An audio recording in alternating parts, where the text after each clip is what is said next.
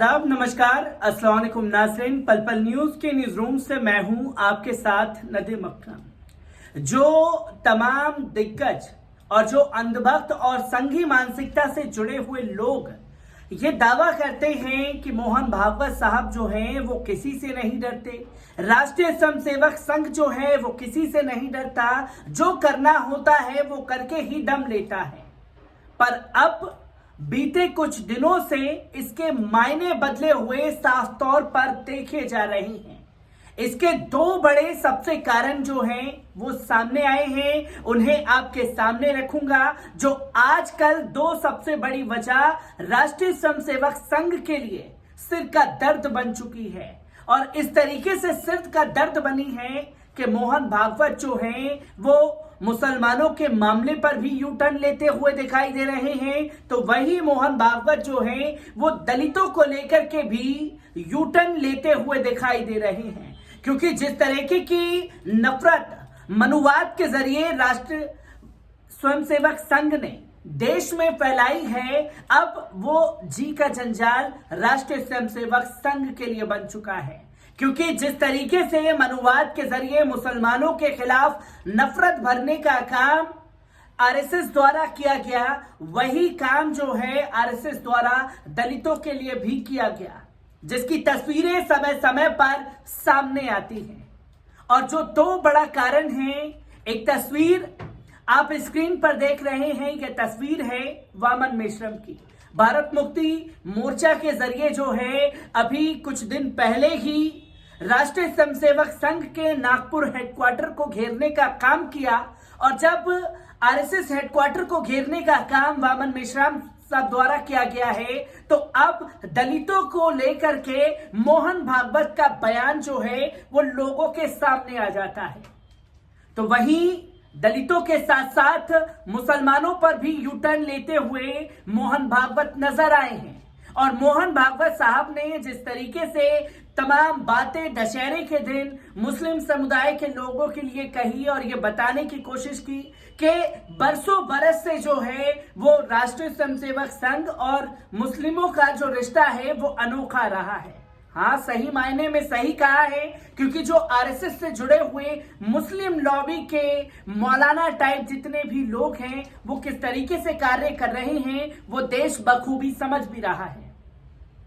क्योंकि अभी कुछ दिन पहले ही राष्ट्रीय स्वयंसेवक संघ के मोहन भागवत जो हैं वो मस्जिद जाते हैं, मजार जाते हैं, और उसी दौरान जो है ये बताने की कोशिश की जाती है कि एकता का पैगाम दिया गया साहब, और उसी तस्वीर के 15 से 20 मिनट बाद देश के टेलीविजन पर चलाया जाता है कि पॉपुलर फ्रंट ऑफ इंडिया के ऊपर बड़ी कार्रवाई हुई, जो कि देश में नफरत फैलाने का काम ये मुस्लिम संगठन कर रहा था। केंद्र सरकार द्वारा उसे बैन भी कर दिया गया। ये तमाम चीजें सामने हैं, पर अचानक राष्ट्रीय स्वयंसेवक संघ का मुसलमानों को लेकर के यू टर्न क्यों हुआ है? इसका सबसे बड़ा कारण है भारत जोड़ो यात्रा, जहां राहुल गांधी की छवि गोदी मीडिया और संघी मानसिकता से जुड़े हुए लोगों ने बनाने की कोशिश की थी कि राहुल गांधी तो पप्पू नेता है, उन्हें कुछ भी राजनीति की नॉलेज नहीं है। पर राहुल गांधी ने जिस तरीके से अपनी भारत जोड़ो यात्रा साउथ एरिया में निकाली है, उसकी झलक देख करके राष्ट्रीय स्वयंसेवक संघ को डर लगने लगा है, जो कि सबसे बड़ा सरदर्द बन चुका है, खासतौर पर मोहन भागवत जी के लिए। क्योंकि भारत जोड़ो यात्रा के दौरान राहुल गांधी जो हैं वो मठ भी जा रहे हैं, ताकि संघी मानसिकता से जुड़े हुए लोग साहब ये ना कहें कि देखिए ये मंदिर तो जाते नहीं पर मस्जिद जा रहे हैं। वहीं कर्नाटक में आप देख रहे हैं कि राहुल गांधी मस्जिद भी जा रहे हैं, तो वहीं राहुल गांधी जो हैं वो चर्च भी लगातार जा रहे हैं, जो कि भारत को जोड़ने की बात की जा रही है। और आरएसएस ने बरसों बरस से लेकर के अब तक जो काले चिट्ठे हैं उसके जरिए भारत को तोड़ने का काम किया है, जिसकी तस्वीरें समय समय पर सामने आती रही हैं। क्योंकि दो पहलू जिसको समझना बहुत जरूरी है, जो कि सिरदर्द बन चुका है मोहन भागवत जी के लिए। और मोहन भागवत जी के दिल में अचानक से मुसलमानों के लिए और दलितों के लिए प्यार उमड़ आया है। तो क्या कुछ मुसलमानों के बाद दलितों के लिए कहा है? एक बार इस पर साफ तौर पर नजर डालने की जरूरत है, क्योंकि राष्ट्रीय स्वयंसेवक संघ यानी आरएसएस प्रमुख का आरक्षण को लेकर बयान फिर चर्चा में है। नागपुर में शुक्रवार को एक किताब के विमोचन के दौरान संचालक मोहन भागवत ने जाति और वर्ण व्यवस्था को खत्म करने की अपील की है। भागवत ने कहा कि समाज का हित चाहने वाले हर व्यक्ति को यह कहना चाहिए कि वर्ण और जाति व्यवस्था पुरानी सोच थी जिसे अब भूल जाना चाहिए। इससे पहले दशहरे पर उन्होंने रोजगार के लिए नौकरियों की तरफ न देखने की सलाह दी थी, क्योंकि इस बात को कोट करना बहुत जरूरी है, जहां उन्होंने कहा कि जाति व्यवस्था की पुरानी सोच को भूल जाना चाहिए। जो मनुवाद के जरिए नफरत फैलाने की कोशिश आरएसएस द्वारा देश भर में की और दलितों के साथ किस तरीके का व्यवहार जो है तमाम ऊंचे तबके के लोगों ने किया, इसको भी नकारा नहीं जा सकता। और जिस तरीके से जुल्म और ज्यादतियां ढाई गई, क्या मोहन भागवत जी के एक बयान की वजह से तमाम चीजें वापस आ जाएंगी?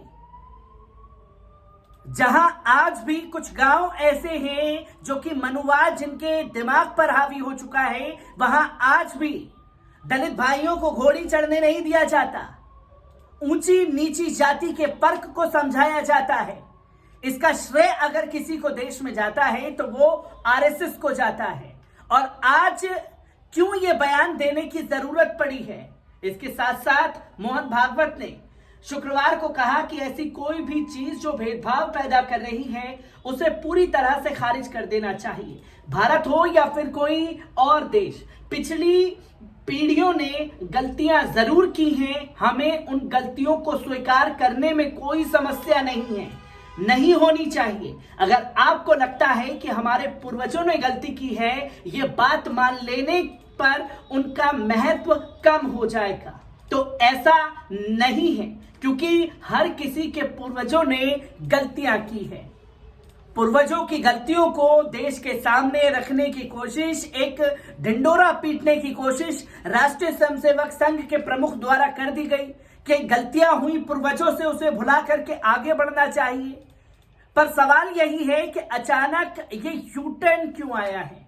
जैसे मैंने पहले ही शुरुआत में आप लोगों को कहा कि वामन मेश्रम एक बड़ा नाम जो कि तमाम जमीनी स्तर पर काम कर रहे हैं और आरएसएस की जो लॉबी, जो नफरत की लॉबी है, उसे फेल करने का काम किया जा रहा है, क्योंकि आरएसएस को उसके गढ़ में और उसके घर में घुस करके ललकारने का काम भी वामन मिश्रम साहब द्वारा किया गया है, जो कि तस्वीरें हम लोगों के सामने आई। शुक्रवार को यह बयान जाति को लेकर के मोहन भागवत ने अचानक क्यों दिया? इससे पहले क्यों ख्याल नहीं आया जाति को लेकर के जो नफरत फैलाने का काम आरएसएस द्वारा देश में किया गया है? क्योंकि ठीक मंगलवार के दिन और बुधवार के दिन जो है इजाजत मांगी गई थी रैली की, और संविधान के जिस तरीके से धज्जियां आरएसएस उड़ाता हुआ देश में दिख रहा है, उसके ऊपर भी सवाल खड़े किए।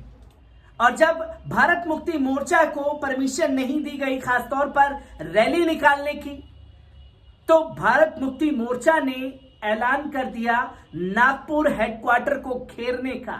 और वामन मेश्रम साहब जो कि बामसेफ के भी बड़े चेहरे हैं और तमाम चीजों को देश भर में आरएसएस की नीतियों को देश की जनता के बीच में जा जाकर के बताने का काम कर रहे हैं, क्योंकि इससे पहले किसी राजनीतिक पार्टी ने आखिरकार आरएसएस के खिलाफ इतना बड़ा दम क्यों नहीं दिखाया, और आरएसएस बैन को लेकर के इतने बड़े लेवल पर आयोजन, जो कि तमाम रैलियां हैं, तमाम चीजें जो हैं वो सामने हैं। और जब वामन मिश्रम साहब ने जाति को लेकर के, देश में फैले नफरत को लेकर के, मुसलमानों के खिलाफ हो रहे चीजों को लेकर के आरएसएस को टारगेट किया, तो मोहन भागवत जी का यू टर्न जो है वो मुसलमानों के मामले पर देखने को मिला, तो वहीं दलितों के लेकर के भी देखने को मिल रहा है, क्योंकि घर में घुस करके ललकारना राष्ट्रीय स्वयंसेवक संघ के गालों पर एक करारा तमाचा है, वो भी वामन मेश्रम के द्वारा। क्योंकि वामन मेश्रम साहब को लेकर के तमाम चीजें सामने आई हैं, जहां एक दिन पहले ही शुक्रवार से ठीक एक दिन पहले 2 दिन पहले के आसपास भारत मुक्ति मोर्चा और वामसेव के राष्ट्रीय अध्यक्ष वामन मेश्राम ने दुनिया की सबसे बड़ी गैर सरकारी संस्था यानी कि गैर सरकारी संस्था आरएसएस, जो कि पंजीकृत भी नहीं है देश में, जोरदार प्रदर्शन कर सबको चौंका दिया था। उन्होंने हजारों की संख्या में अपने समर्थकों के साथ न केवल आरएसएस के खिलाफ प्रदर्शन किया बल्कि केंद्र सरकार से उस पर बैन लगाने की भी मांग कर डाली। संस्था के कर्ता धर्ताओं की नींद हराम कर दी है वामन मेश्राम साहब ने। तो वहीं नागपुर में इजाजत न मिलने के बावजूद प्रदर्शन करने पर उन्हें हिरासत में भी लिया गया, लेकिन इसका भी लाभ उन्हें ही मिला और वे दुनिया में सुर्खियों में छाए रहे। साथ ही विपक्षी दलों को भी ये संदेश दिया कि आरएसएस और उसकी पार्टी भाजपा से निपटने का सिर्फ यही तरीका है कि सड़कों पर उतरना पड़ेगा। इनकी नीतियों के खिलाफ देश की जनता को बताना पड़ेगा कि जिस तरीके से नफरत फैलाने का काम आरएसएस द्वारा, जो मनुवाद फैलाने का काम आरएसएस द्वारा किया गया है, यहां पर सवाल यह है कि वामन मेश्राम कौन है जिन्होंने आरएसएस को उसके घर में घुसकर ललकारने का जोखिम उठाया है। इस तरीके से जमीनी स्तर पर आरएसएस को चुनौती देने का काम ना तो कांग्रेस ने और ना ही किसी वाम दलों ने किया है। क्षेत्रीय दलों के नेता केवल बयान देने के लिए ही दिखाई देते हैं। पहली बार किसी ने संघ को उसके घर में घुसकर चुनौती दी है तो वो है वामन मेश्राम का संगठन वामसेव और भारत मुक्ति मोर्चा, यानी अब आरएसएस को उसी के अंदाज में चुनौती जवाब दिया जा सकता है। आरएसएस और भाजपा को काबू करने के लिए दिल्ली तक अब दौड़ लगाने की जरूरत नहीं है।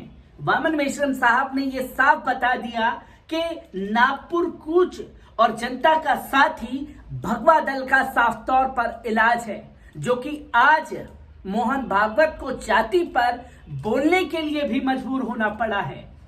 वामन मेश्राम की ब्राह्मणवादी सोच से आजादी की मुहिम को मीडिया ने 6 अक्टूबर को हल्के में लिया कि कोई समर्थन नहीं मिलेगा साहब, कोई भी आरएसएस के खिलाफ सड़कों पर नहीं उतरेगा। पर जब लाखों की संख्या में हेडक्वार्टर का घेराव हो गया और 200-250 से ज्यादा कार्यकर्ताओं की गिरफ्तारी हो गई, खुद वामन मेश्राम साहब को गिरफ्तार किया गया, तब मीडिया को लगा कि भाई साहब इस बार आरएसएस जो है वो पूरी तरीके से घिर चुका है। आरएसएस के मुख्यालय पर प्रदर्शन पर संघ के चिंतकों को चिंता में डाल दिया है, जो कि साफ तौर पर देखा और समझा जा सकता है, क्योंकि हल्का नहीं है, गंभीर मसला है दलितों का यह आंदोलन। इसे आरएसएस ने, खुद ही मीडिया ने वामन मेश्राम के एक ऐलान को बड़े ही हल्के में लेने की कोशिश की और वामन मेश्राम ने साफ तौर पर मोहन भागवत की आंख में आंख डाल करके उन्हें पूरी तरीके से हिलाने का काम किया है।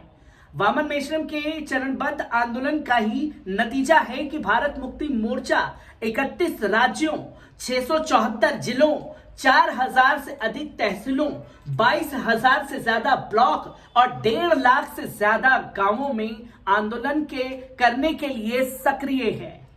और जब वामन मेश्राम साहब द्वारा एक ऐलान आरएसएस को लेकर के किया गया तो संख्या भी अच्छी खासी तादाद में देखने को मिली।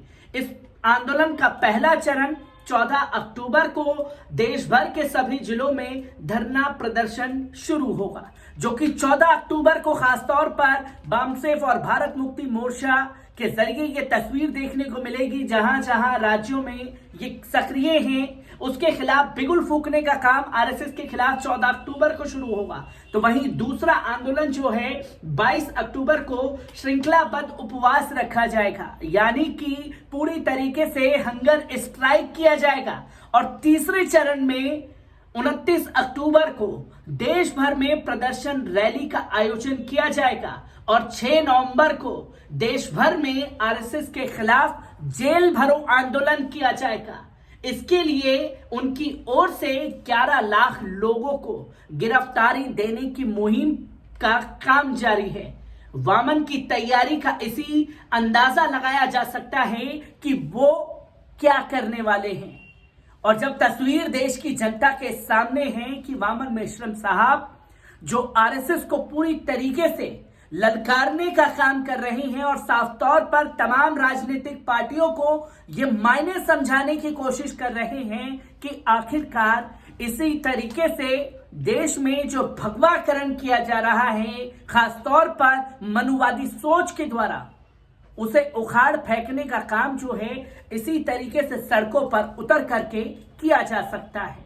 और इसी कारण से जो है, क्योंकि पहला फैक्टर जो मैंने आप लोगों के सामने रखा कि किस तरीके से मुसलमानों पर अचानक से यू टर्न आया है, क्योंकि इससे पहले तमाम मुस्लिम लीडर जो हैं वो बोलते हुए दिखाई दे रहे थे, तमाम मुद्दों पर बोल रहे थे, पर आरएसएस की कान पर जू तक नहीं रेंग रही थी। और जैसे ही भारत जोड़ो यात्रा में तमाम लोगों से राहुल गांधी की मुलाकातें शुरू हुई, तमाम चीजें शुरू हुई, तो जाकर के खासतौर पर मोहन भागवत के दिल में मुसलमानों के लिए अचानक से प्यार उमड़ आया। और जब वामन मेश्राम ने आरएसएस हेडक्वार्टर को घेरने का ऐलान करवा दिया, तो अचानक से अब दलितों के लिए, जाति के बारे में सोचने का समय जो है खासतौर पर मिल गया है मोहन भागवत को, जिसके साफ मायनों में समझा जा सकता है कि आरएसएस को भी डर लगने लगा है। और डर का सबसे बड़ा कारण है भारत जोड़ो आंदोलन और दूसरा नाम है वामन मेश्राम का। मैं तमाम खबरों से आपको इसी तरीके से रूबरू कराता रहूंगा। दीजिए इजाजत, शुक्रिया।